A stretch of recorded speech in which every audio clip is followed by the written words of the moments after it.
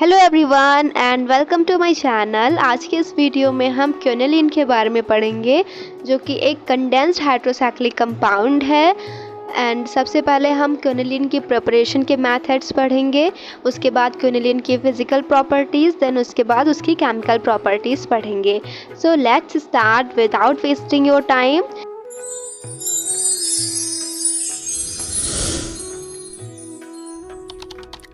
सबसे पहले क्विनोलिन जो है उसका मॉलिक्यूलर फार्मूला जो होता है वो होता है C9H7N एंड उसका जो स्ट्रक्चर बनता है वो कुछ इस फॉर्म में होता है।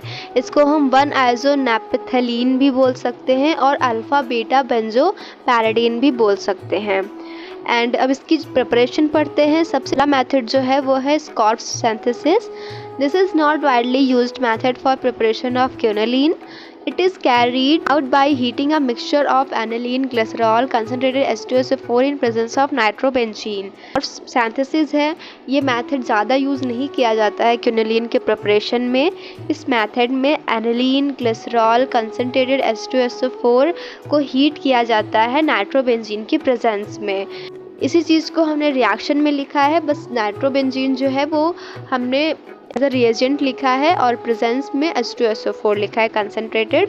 एंड जो हमें इसका प्रोडक्ट मिलता है वो क्विनोलिन प्लस वाटर।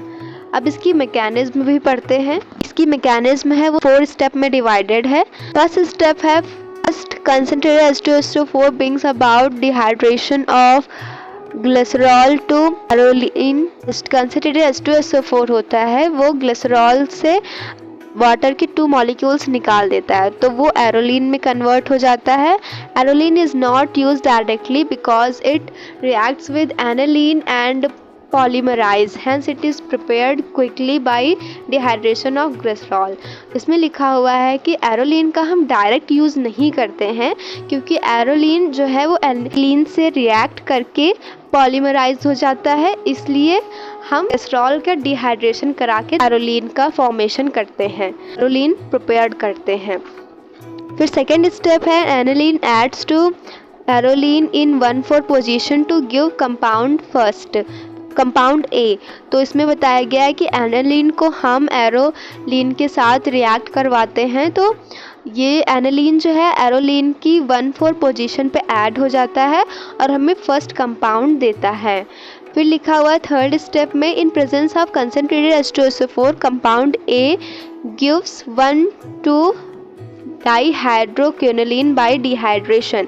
अब इसमें बताया गया है कि कंसनट्रेटेड H2SO4 की प्रेजेंस में जो कंपाउंड ए था वो हमें 1,2 डाईहाइड्रोक्विनोलिन देता है। कंपाउंड ए की रिएक्शन होती है इन प्रेजेंस ऑफ कंसनट्रेटेड H2SO4, तो इसमें एक वाटर मॉलिक्यूल निकल जाता है, तो हमें 1,2 डाईहाइड्रोक्विनोलिन मिलता है एज अ प्रोडक्ट।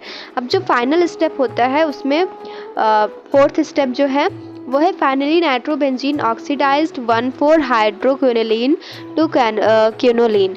तो इसमें क्या होता है, जो नाइट्रोबेंजीन होता है वो ऑक्सीडाइज्ड हो जाता है फोर्थ स्टेप में, और हमें जो 1,2 क्विनोलिन था वो क्विनोलिन के फॉर्म में मिल जाता है। इसी चीज़ को रिएक्शन में लिखा गया है। जो 1,2 डाईहाइड्रोक्विनोलिन है उससे रिएक्शन हुआ है इन प्रेजेंस ऑफ C6H5NO2, तो हमें क्विनोलिन मिल गया है as a product. And side product हमें मिला है C6H5NH2।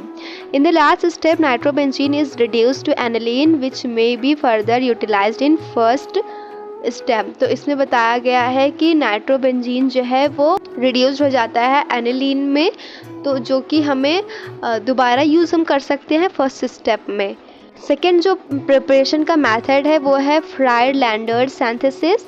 इस मेथड में क्या होता है, quinoline is obtained by condensation of ortho amino benzaldehyde with acetaldehyde in NaOH solution. तो फ्राइड-लैंडर्स सिंथेसिस में क्या होता है कि जो क्विनोलिन होता है वो प्रिपेयर्ड किया जाता है ऑर्थो अमीनो बेंजल्डिहाइड के कंडेंसेशन से, जो कि एसिटाल्डिहाइड से होता है NaOH के सॉल्यूशन में। मतलब क्या है कि इसमें ऑर्थो अमीनो बेंजल्डिहाइड की रिएक्शन एसिटाल्डिहाइड से होती है। In the presence of NOH solution and उसको हीट किया जाता है तो हमें एक कंडेंस्ड प्रोडक्ट मिलता है। उसके बाद इसमें इसका डिहाइड्रेशन होता है, इसको फिर से हीट किया जाता है, इसमें H2O निकल जाता है और हमें क्विनोलिन मिल जाता है एज अ प्रोडक्ट। तो ये दो मेथड थे क्विनोलिन की प्रिपरेशन के। फिजिकल प्रॉपर्टीज़ क्या हैं? इट इज़ कलरलेस लिक्विड, ये कलरलेस लिक्विड होता है। इसकी स्मेल जो होती है वो पैराडिन की जैसे होती है। It is soluble in most of organic solvent and strictly soluble in water. ये बहुत सारे ऑर्गेनिक सॉल्वेंट्स में सॉल्युबल होता है और वाटर में कम सॉल्युबल होता है।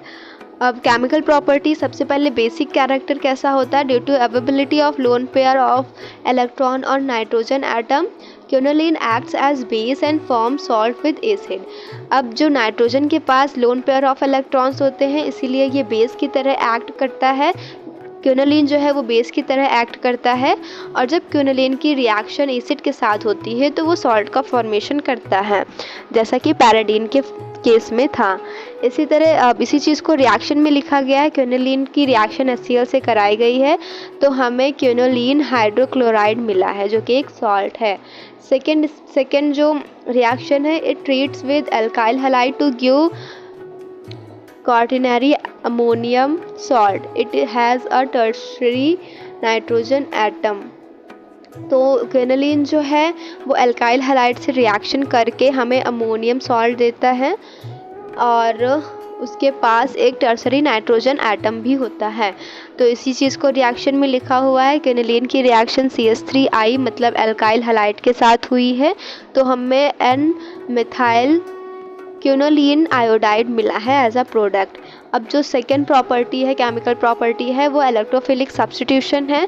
इलेक्ट्रोफिलिक सब्स्टिट्यूशन में सबसे पहले नाइट्रेशन हुई, क्विनोलिन की रिएक्शन हुई concentrated HNO3 plus concentrated H2SO4 में, तो हमें 5 नाइट्रो क्विनोलिन मिला एंड 8 नाइट्रो क्विनोलिन मिला।